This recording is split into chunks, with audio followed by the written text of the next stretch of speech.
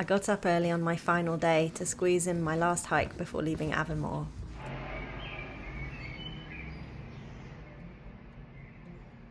I was the only person on the 7:05 bus.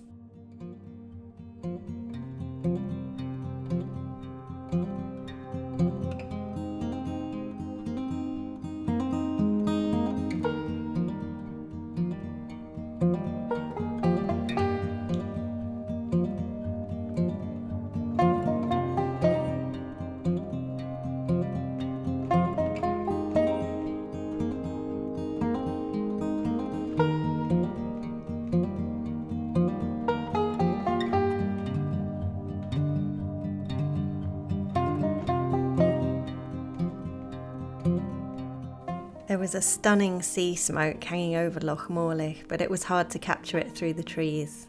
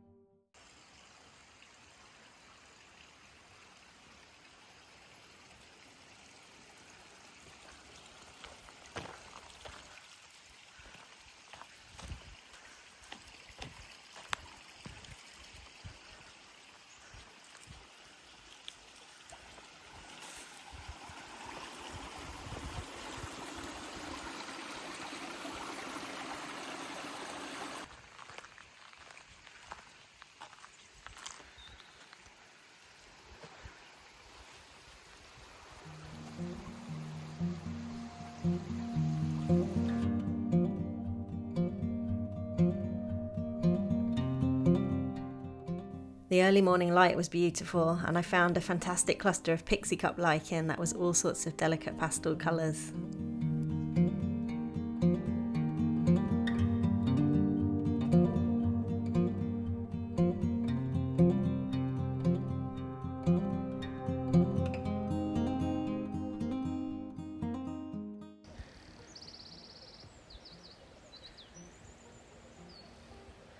I started to hike uphill with beautiful views back across the main Cairngorm mountain range. I could hear grouse in the heather as I headed for the steeper summit climb.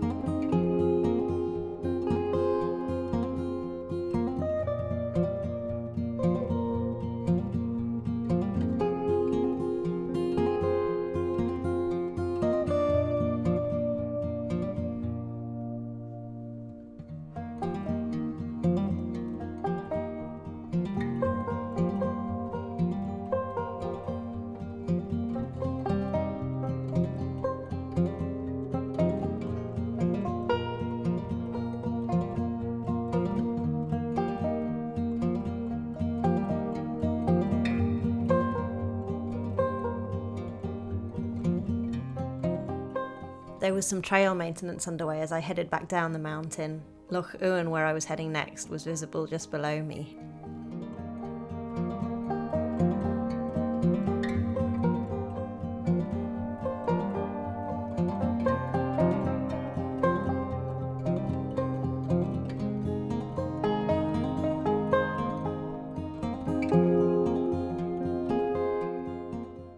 I'd been climbing up the side of the mountain that was in shadow, so it was nice to be on the sunny side now. I passed a shrub glowing in the sun that was full of bumblebees.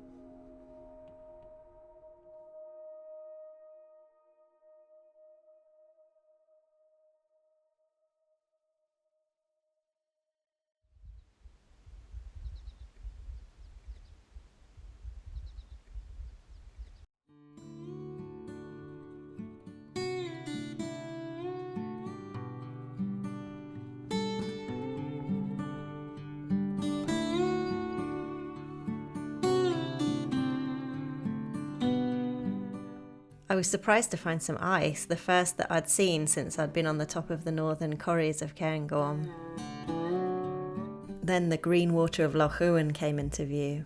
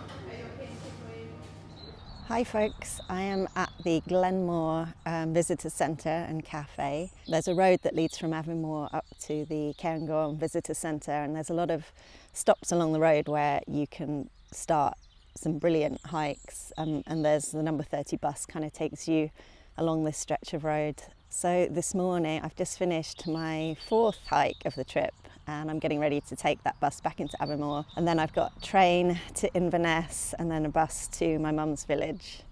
So yeah, there's been quite a lot of planning of how to manage the transport. What makes it tricky sometimes is knowing how long a hike is going to take. I mean, this bus is quite good. There's about 1 hour, but then there are sort of gaps at certain points as well. So I really wanted to do another hike this morning before I left.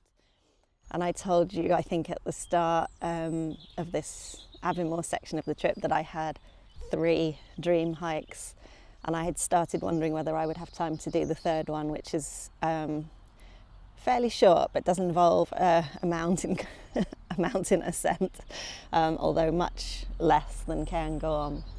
And I started to look into the logistics of doing that, and also making my train to Inverness. And I figured out that I could do it. I looked at different options. The number 30 bus leaving in the morning for this, the start of this trail, was quite annoying. The timings were either 7:05 or 9:20, which is quite a big gap. And so I looked at both options. And with the 9:20 one, I looked at the possibility of sort of cutting the route in half. The main thing I wanted to see on this route is there's a beautiful green loch called Loch Uan. And I really, really wanted to see that. And I considered doing that and skipping the mountain, thinking that might make it shorter, and then starting at the 9:20 bus. But I actually did all the calculations and I figured out I would actually get back later if I did that than if I just got the first bus of the day, 7:05, and did the whole route, which was kind of good. I wanted to do that anyway, so that's what I did this morning. I had an early start. The hotel let me have an early continental breakfast and they let me leave my suitcase there. Although the left luggage area is just a section of the foyer, it's not in a sort of locked room or anything. So I've actually been hiking today with my laptop and iPad on my back because I didn't want to leave any valuables in the hotel. But that was okay. I didn't need to carry that much else really. And the route was absolutely brilliant. It was about, I think, 2,000 feet climb. It's a Corbett, so it's actually my third Corbett that I've climbed, and the name of it, I wanted to look up the pronunciation before recording this, but I've got zero internet here at all. My best guess is Meall Bhuachaille. I will now drop in the actual pronunciation. Meall, meaning the shepherd's hill. Meall. Loch Uan, I did check with the lady in the cafe here how to say that, so I know that one's correct. So yeah, the actual recommended route of the one I did today, you start with the loch and then you climb the mountain. But I kind of reversed it because I don't know about you, but if I have something where there's a difficult part, I quite like to do that first and get it out of the way. So I did the mountain first and then the loch. And I also hoped that by starting so early, I might have a really quiet one with not a lot of people around. And that certainly worked out for the first half of the mountain part of it. I didn't see a soul until I was descending, and then I only passed a couple of people. And then the loch was obviously it's a really popular destination here, so it was quite busy. Absolutely beautiful, but it was also there were lots of kids running around and stuff, so I did my best to film it without people in the shots. There was a lovely sort of foresty stretch of trail coming back down to Glenmore at the end of the route, and that was really nice. More kind of Scots pine, some really, really old, huge ones, so they'd made the trail really beautiful. It kind of wound between these massive Scots pines, and it was really lovely. So yeah, now I'm just gonna hop on the bus back to Aviemore. Hopefully I've timed it well, and then I probably have a little bit of a wait before my train, but that'll let me get some lunch and stuff for the journey. After returning to Aviemore, I picked up my train tickets and luggage and went to wait at the station. I suddenly realised there was a steam train about to leave on the other platform.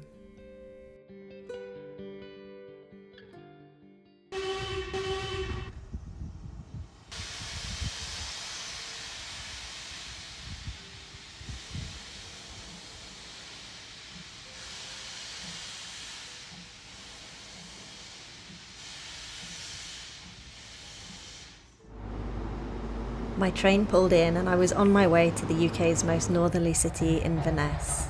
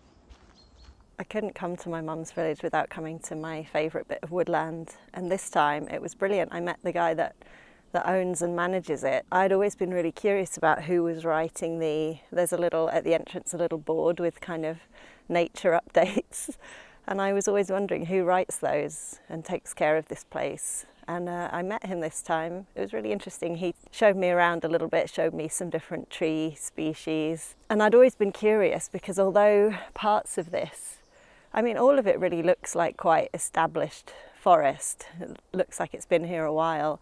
There is an interesting mix of trees. And he was telling me, yeah, he sort of plants all sorts. He's got some eucalyptus, holly that wasn't doing well in his garden that he decided to plant here and is now doing really well. A walnut tree that he grew from a walnut. So yeah, an interesting collection of trees, kind of in amongst the older, more established forest. I'm in the sort of piney part of the forest that I love at the moment, but there was a little section on a side that I hadn't really explored before that he encouraged me to look at, which is really different. It's got lots of sort of birches and things, so that was really nice to see.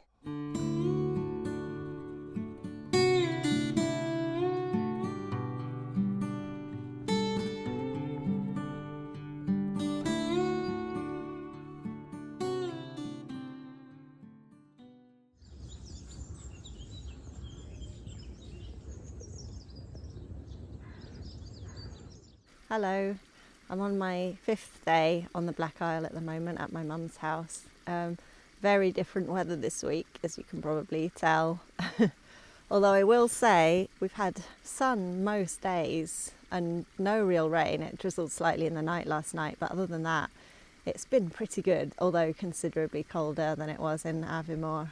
But yeah, compared to previous years that I've been in this village on the Bhuachaille, it's still been pretty nice. I've actually really enjoyed having had that week of adventuring and hiking before coming here, because it's meant that when I've arrived at my mum's, I've not felt the pressure to be out doing stuff a lot, which has been really nice. I've just been able to take it easy and spend time, with my mum. So that's been really quite nice. It was good to get all the walking out of the way first. Although tomorrow's my final full day in Scotland and I do have a plan for a long walk. Hopefully it'll work out. It might rain at midday tomorrow, but I'm hoping it should clear up after that for my walk. Before I left, I did plan 2 possible long walks that I hadn't done before here. One of them I actually can't do because it involves taking the bus to Cromarty, which is up the road from my mum's village, and the road is completely closed for resurfacing at the moment. And the bus isn't running, so I can't do it. So that leaves me with my one walk option, which I'm going to attempt tomorrow. It's quite a long one, it should be over 10 miles, but this part of Scotland is not as mountainous as the Cairngorms, so it won't be it won't be quite as hard work in terms of climbing hills. So I have no idea what to expect for it. It's a route I just devised on my app. So it might not be super exciting, but what will be cool is it'll be a completely new part of the Bhuachaille. All this local area around my mum's house I've walked sort of endlessly over the last decade or so, so I know it quite well. So that's the reason I've picked the route for tomorrow.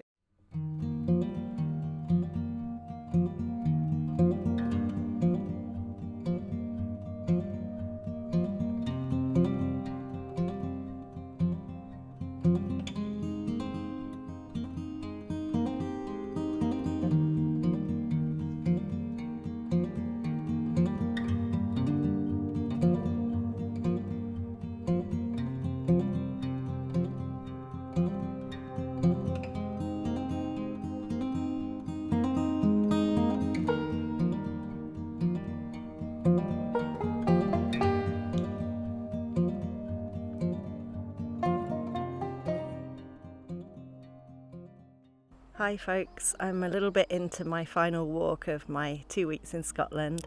This is an interesting one where I just picked a route myself using the OS Maps app, and it's not a sort of designated hiking route. My mum drove me 2 villages along the road and I'm walking back to her village. Sometimes it's quite fun to just do something like that, walk from place to place and just see what you see along the way. I've certainly explored probably all the most sort of obviously attractive bits of my mum's area before, so I had to kind of think of something new to do, and this is what I've picked. I also came up with this route by googling what's the highest point on the Black Isle, because I didn't know, and it turns out there's something called Mount Eagle, I think, which sounds extremely impressive. It's not, apparently. I think it's just sort of a small hill, maybe with a I don't know, a phone mast or something on it. So yeah, I'm not expecting it to be beautiful. I just thought it was an interesting point to aim for and just see what I see along the way. So I'm heading for that now. So far it's been nice. Quite a lot of road so far, but there's been lovely forest on the side and lots of nice dry stone walls and things to kind of keep me entertained as I go. I'm gonna keep moving because it's quite a long walk and I don't want to be late for dinner.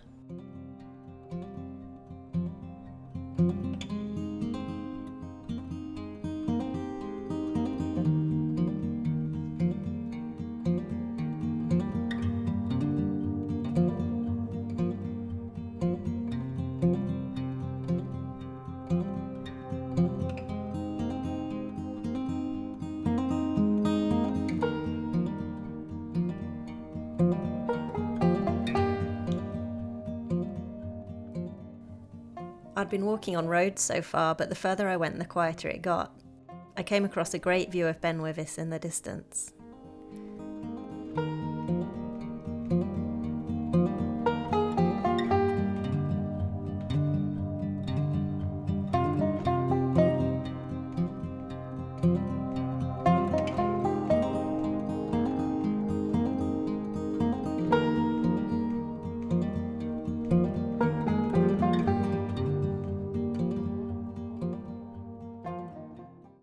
I'm off the road. This is an exciting development.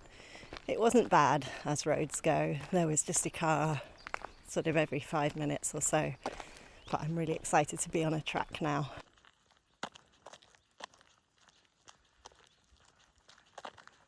The trail was bordered by beautiful larch trees on both sides. There was lots of dog lichen and pine needles underfoot.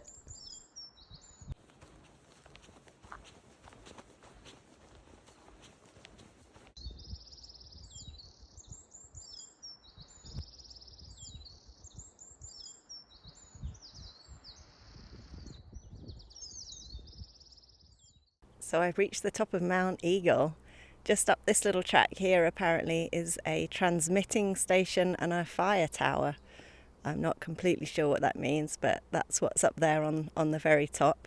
But I'm continuing along a path down now back towards my mum's village. I think at some point I will reconnect with probably a bit of trail that I'm familiar with, so it'll be interesting to see when that happens. This has been quite a nice walk.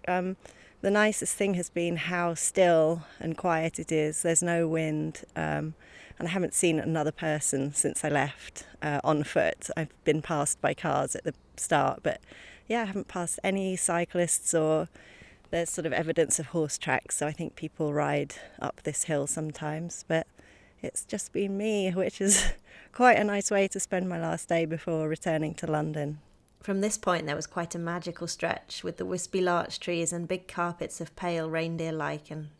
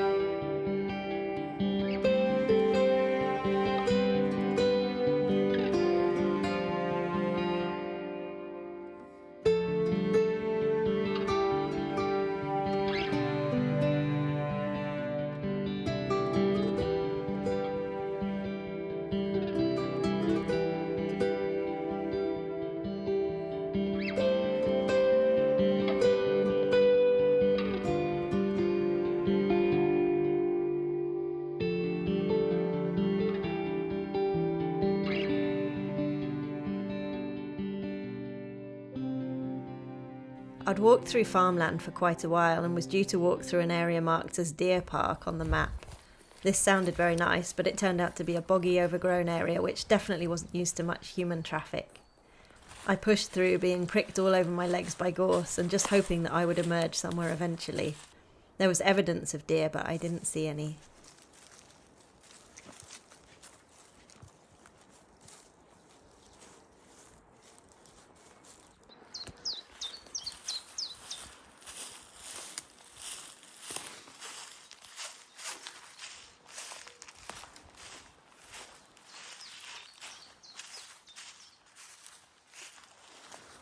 With some relief, I emerged onto more of a usable track. My path was supposed to continue through the foliage for some way further, but I decided to stick to the track and meet the road again earlier than I'd planned. This decision meant that I got to see some calves and also meet a lovely small dog who I wouldn't have met otherwise. I messed up my footage of the dog, sadly, so only have evidence of the calves.